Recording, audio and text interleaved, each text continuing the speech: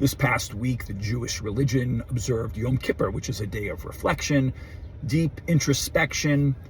We ask for forgiveness from God for our loved ones, for mistakes we've made, and look for ways to improve.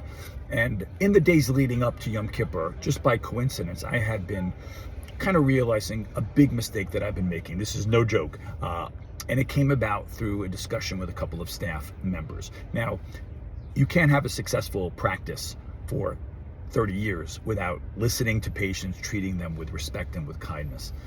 I think I do a good job of that by and large. You can't have the same consistent core staff that I have had unless you treat your staff with respect.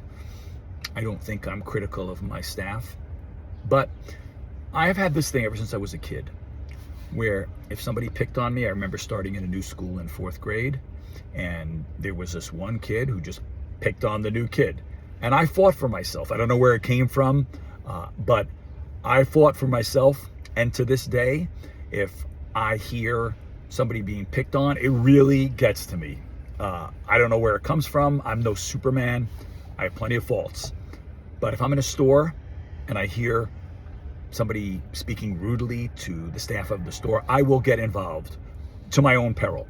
But with that comes a certain reactivity and also an excitable nature. And I'm passionate about what I do.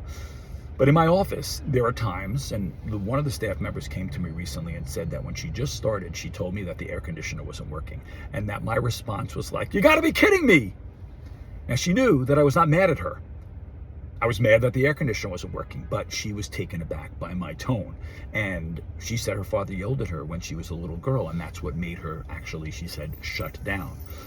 Sometimes I have staff relay to me things where a patient might say, they'll say, so-and-so is going to be 45 minutes late, but they're in a rush and they must be seen immediately. And I'm like, oh, come on.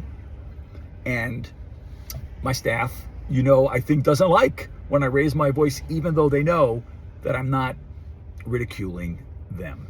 And so I'm only now really understanding that nobody wants to be on the receiving end of that kind of volume. And so I have watched parents and kids in my office for 30 years, and there's a lot of volume, there's a lot of yelling. And I think you probably know someone in your life, or know some friend or family member, or you yourself, that will raise their voice.